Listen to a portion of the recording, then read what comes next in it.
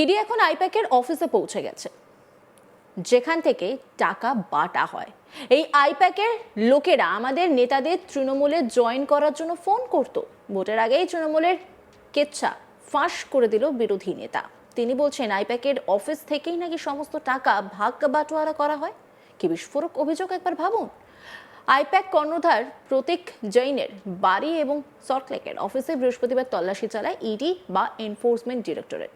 আর red চলার সময় সেখানে পৌঁছে যান পশ্চিমবঙ্গের মুখ্যমন্ত্রী মমতা ব্যানার্জি।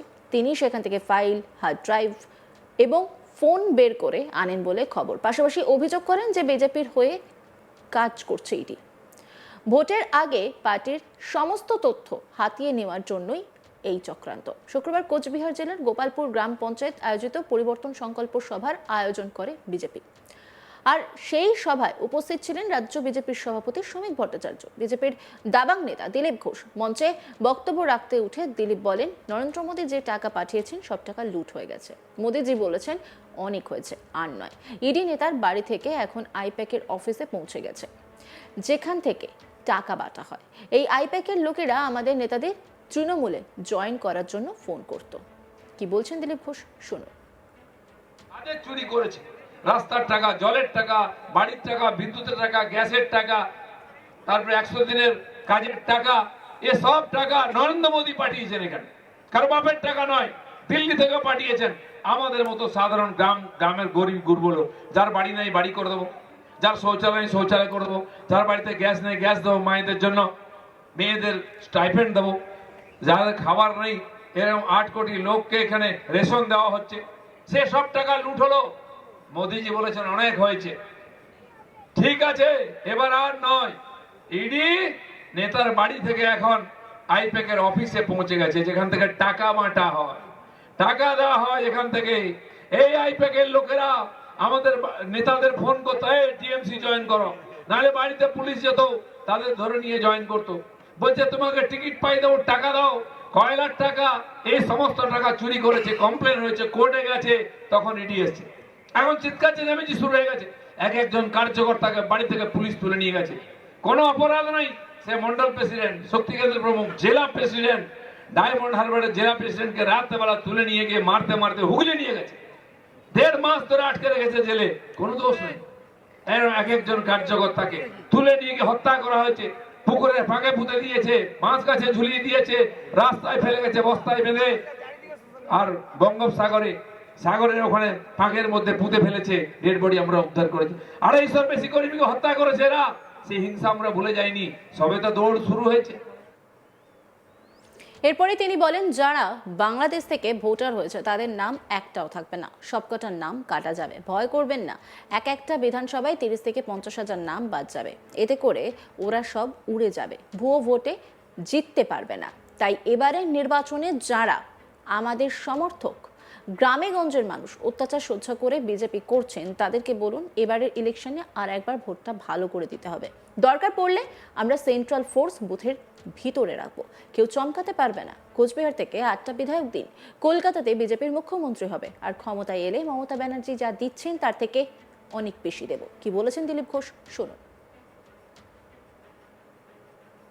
ভোটার হয়েছে, একটাও থাকবে না, সব কটার নাম কাটা যাবে। ভয় করবেন না, একটা বিধানসভায় 30, 40, 50 হাজার করে নাম বাদ যাবে। যেই ভোটটা ওরা জিতে সব উড়ে যাবে, সব উড়ে যাবে, একটাও থাকবে না, ভুয়ো ভোটে জিততে পারবে না। তাই এবারের নির্বাচনে আমাদের যারা সমর্থক, গ্রামে গঞ্জের মানুষ অত্যাচার সহ্য করে বিজেপি করছেন, বিজেপিকে ভোট দিচ্ছেন, খালি তাদেরকে বলুন এইবারে ইলেকশনে ভাই আরেকবার ভালো করে ভোটটা দিতে হবে। লাইনে দাঁড়িয়ে নিজের ভোট নিয়ে যাবেন। আমরা সেন্ট্রাল ফোর্স রাখবো, দরকার হলে বুথের মধ্যে রাখবো, কেউ চমকাতে পারবে না। আপনারা ভোটটা দিন, কুচবিহার থেকে 8টা এমএলএ দিন। কলকাতাতে বিজেপি সরকার হবে, বিজেপির মুখ্যমন্ত্রী হবে, বিজেপির মন্ত্রিসভা হবে, তখন আপনার আবাস যোজনার টাকা কেউ মারতে পারবে না, আপনার আসনের চাল কেউ লুট করতে পারবে না, শৌচালয়ের টাকা, জলের টাকা, বিদ্যুৎ আর পথের টাকা কেউ মারতে পারবে না। সব টাকা সব হিসাব করে আমরা দেবো। শুধু তাই নয়, মমতা ব্যানার্জি দিচ্ছেন তার চেয়ে বেশি দেবো। দিলীপ আরো বলেন, মুখ্যমন্ত্রীকে সকাল থেকে দৌড়তে দেখেছেন তো, এবার অলিম্পিকের দৌড় হবে। ভাইপো দিল্লিতে আর দিদি কোচবিহার থেকে কাকদ্বীপ দৌড়াচ্ছে। আবার হাতে ফাইল নিয়ে পশ্চিমবঙ্গে চাল রেশন 100 দিনের টাকা চোর দেখেছে। এই প্রথমবার ফাইল চোর দেখলাম। তার একটা ছোট ভাই আছে রাজীব কুমার, তার বাড়িতে সিবিআই এর লোকেরা গিয়েছিল। সেটা শুনে উনি দৌড়ে সেখানে পৌঁছে গিয়েছিলেন। একজন পুলিশ অফিসারের জন্য 5 ঘন্টা রাস্তা অবরোধ করে বসেছিলেন। এদের কাছ থেকে উনি ফাইল নিয়ে চলে এলেন, কিন্তু কাউকে বাঁচাতে পারবেন না। কি বলছেন দিলীপ ঘোষ, শুনবো। সভা আটকেছে, কিন্তু বিজেপি কে আটকাতে পারেনি। পেরেছে? তাহলে হাজার হাজার লোক এলো কি করে? পারবেও না। কালকে মুখ্যমন্ত্রীকে দেখেছেন কেমন দৌড় মারছিল সকাল থেকে? দেখেছেন কিনা? সবে শুরু হয়েছে, এমন দৌড় হবে না, অলিম্পিকের দৌড় হবে। ভাইপো একদিকে দৌড়াচ্ছে দিল্লি, দিদি একদম কুচবিহার থেকে কাপ দিক দৌড়াচ্ছে, আবার হাতে ফাইল নিয়ে। ছোটবেলায় স্কুল যেত, আমাদের মেয়েরা স্কুল যায় না, ঝুটি বেঁধে বগলে বই নিয়ে এরকম করে যায় না, ঠিক সেরকম দিদিমণির ছোটবেলার কথা মনে পড়লো। আমরা জানতাম পশ্চিমবাংলায় আছে চাল চোর, ত্রিপল চোর, রেশন চোর, 100 দিনের টাকা চোর, আবাস যোজনার বাড়ির টাকা চোর, জলের চোর, রাস্তার চোর। ফাইল চোর প্রথমবার দেখলাম, ঠিক কিনা?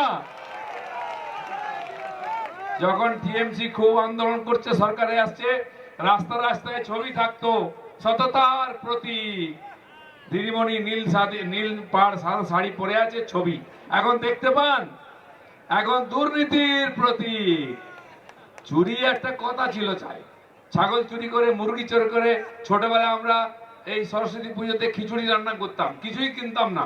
চাল, ডাল, কাঁচা লঙ্কা, কপি, ধনেপাতা চুরি করে নিয়ে আসতাম লোকের বাগান থেকে। ওটা ঠিক ছিল খাওয়ার, চুরি পর্যন্ত ঠিক আছে। এখন চাকরি চুরি করেছে, রেশন চুরি করেছে, কিন্তু ডাকাতিটা প্রথমবার দেখলাম। সিবিআই ইডির লোকেরা জিনিসপত্র বার করছে গিয়ে, সেখান থেকে ছাই করে ছিনতাই করে একটা ফাইল নিয়ে দৌড় চলে গেল। সিবিআই লোকেরা কি মারামারি করবে নাকি ছিনতাই করবে মুখ্যমন্ত্রীর হাত থেকে? একজন মহিলা মুখ্যমন্ত্রী, তাই তারা কোর্টে গিয়ে বলেছে একজন সাংবিধানিক পদে থাকা নেত্রী আমাদের কাছ থেকে ছিনিয়ে নিয়ে গেল।